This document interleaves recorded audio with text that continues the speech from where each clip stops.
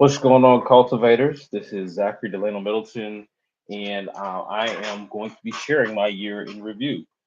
Be sure to like and subscribe if you are here. Check this out. This is Grace Cultivate LLC. This is our YouTube channel, and we almost are. I think this is episode 299, or video 299, almost 300 videos in about a year and a half. And so it's been a cool journey so far. But what I want to do is, in brief, hopefully the next 10, 15 minutes, share some of the things that I've learned in the social media journey. I also will prepare a written report and I will put it in the feed once this is all said and done. All right, so first and foremost, what do I learn as a content creator, social media content creator? I create content on LinkedIn, YouTube, Instagram, Facebook, Pinterest, and TikTok. And last year, around this time, we had about 740 followers. We started June 19, 2021. Excuse me, yeah, 2021. And right now, I'm recording this on 12/27/2022. So about a year and a half. And the growth in the LinkedIn profile went from 211 last year to 1,052. YouTube was at 18, and it was 74 when I started this. It's now at 75. We started at 112. Now we're at 378, give or take. We started at 346. Now we're at 479. We started at 4 Pinterest, and this is fully captured everything with Pinterest, but now we're at 18. We started with 64 with TikTok. Now we're at 232. And so we started last year total 740, and now we're at 2,233. So that total growth has been about 1,500 people, or 1,478, I believe the number is. That doesn't account for multiple, like if you're on many different platforms, that sort of thing. But here are some of the things that I've learned in the process. This is my second year as a content creator, and we'll go ahead and get started. No stats were taken from December 20th of this year. All right. One thing I put in the chat, or the summary feature, is that the essence of this blog or business is taking the ingredients of an inexpensive business, or resources, paper, pen, internet access, and cultivating them to produce useful products and services.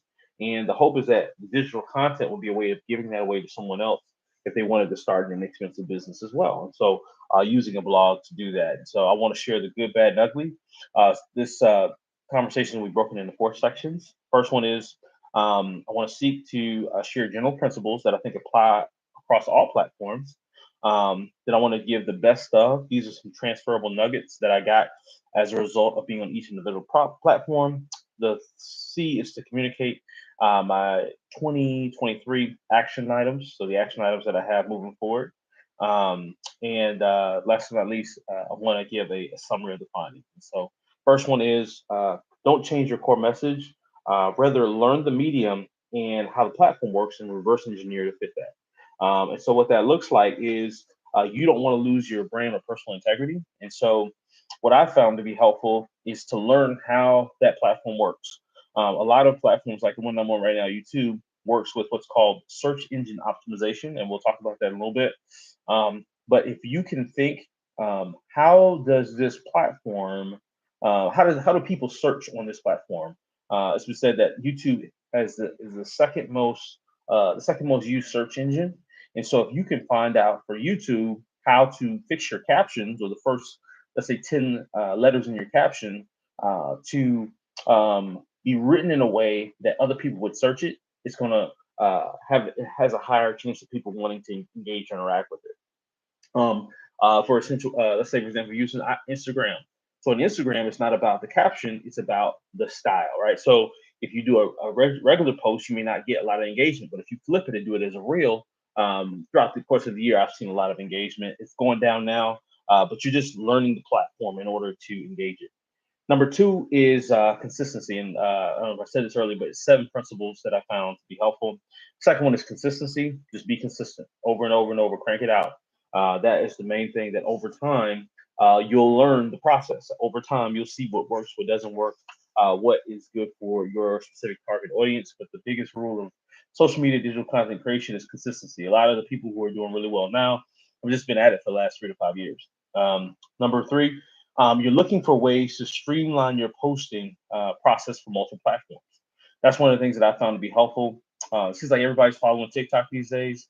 And so what that has done is it created a minute long, 90-minute or so video that you can make on one platform. You can add it to your phone, and you can post it on multiple platforms. I'm a big fan of. I like the IG feature because I think that is where most of people who are born in 1988, where I was born, are already on that particular feature. So it's a little easier for me. That's my hope, is being able to build to that platform.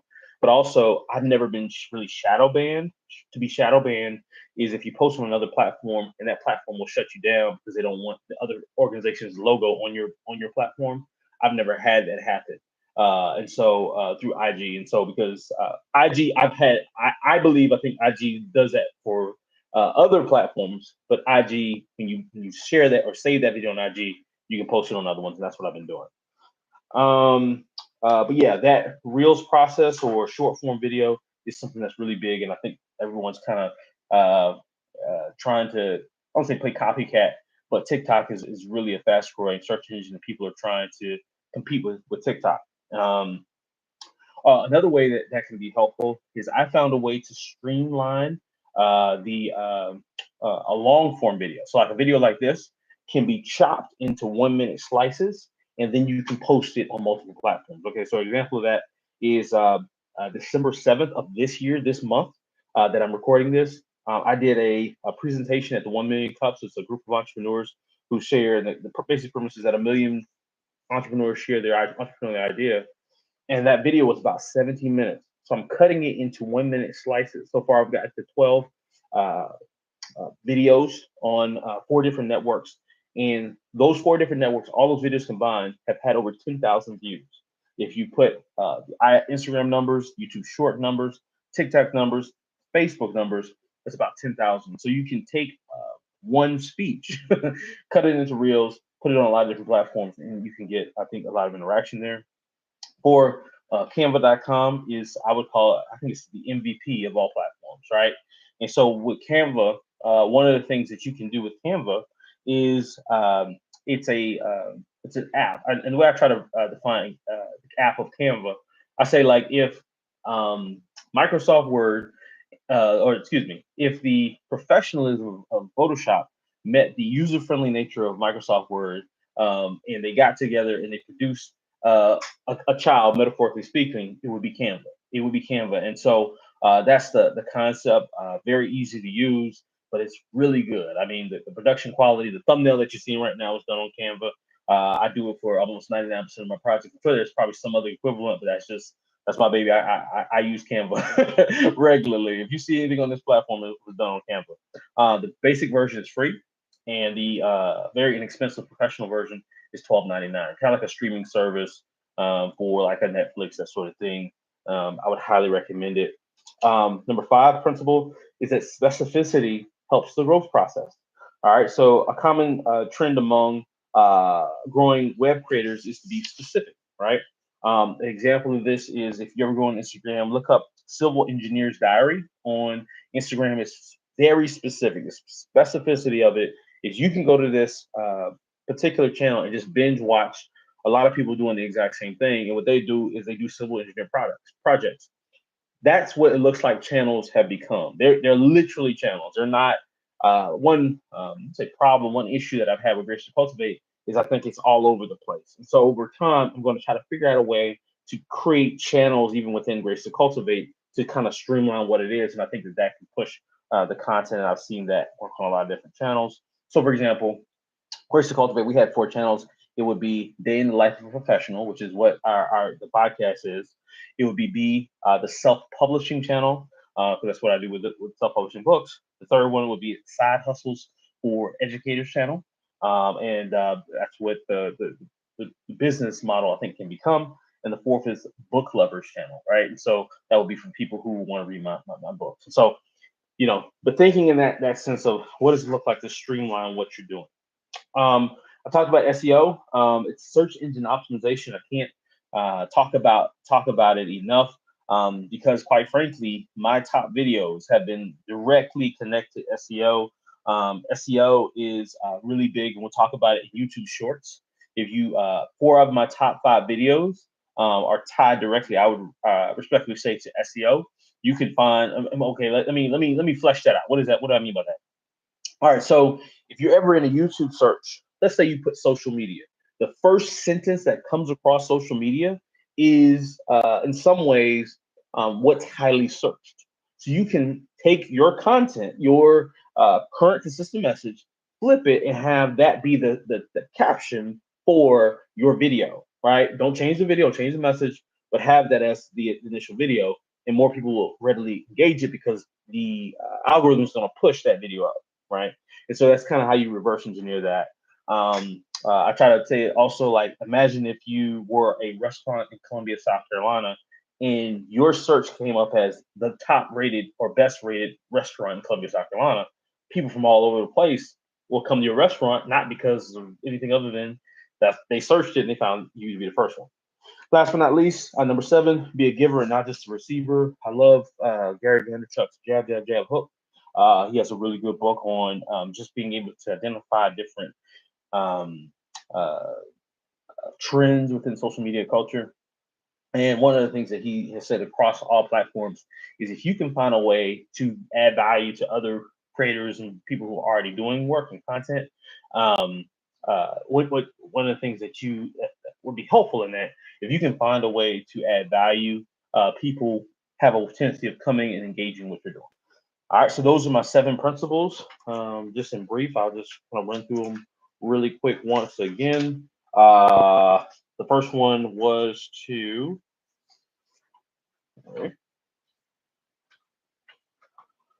It was to not change your core message, learn and change the medium or fit the medium. Consistency, consistency, consistency. Look for ways to streamline your posting for multiple platforms. The next one was to that Canva is still the MVP of all platforms. You can also look at the article that's posted from last year. I'll talk about that as well. Specificity helps the growth process for channels. And 6, understand how search engine optimization works, SEO works. And 7, be a giver and not just a receiver. All right, moving on. The next segment. This segment focuses on the best of nuggets that I gleaned from each individual platform in 2022. The social media platform that grew the most consistently for me was LinkedIn. All right, so the way that I grew my LinkedIn channel was through pages, right? And so pages are not groups. Groups are more discussion board, but pages is something that you can start your own page that goes back to your company. And what they do is they give you a set number of monthly invitations. The first year, I got 100 invitations per month. The next year, I got 250. You take that just consistently, March 1st, April 1st, May 1st, every first of the month, and actually send those invitations. And they're based on your personal network. If you already have a account on LinkedIn, that's perfect. You just build from there, right? And so that has been a tremendous. I can also put that as a YouTube short video in that I made of that, and you can check it out for yourself and see exactly how to do that. I found it to be helpful. Right now, we have over 1,000, which, like I said, is the most democratic form of growth. It's fair. It's not based on the algorithm by large. And of course, when I say fair, I'm limited, of course, when it comes to that, because of the fact that I'm others would say I've probably been pretty popular in college and other places and things like that. So I kind of have a wider friend network than most. But it's based on not the algorithm; it's based on somebody selecting into you and what you're doing. All right, so that is what I learned from LinkedIn. TikTok, I learned to be authentic. I'm not artistic. I'm not really creative. I mean, when I say artistic, outside of my fiction writing, not a whole lot of, like, I'm not a dancer or singer or anything like that. But what I found to be interesting is over 100 videos. The video that took off within the last month, which was my most popular video to this day, is a video about me being vulnerable. I shared that I resigned as a teacher, and that I thought it was an ethical situation, and I didn't agree with the ethics of it. And I'm not the hero in that particular case. Anytime a teacher resigns, and like I said, it wasn't for anything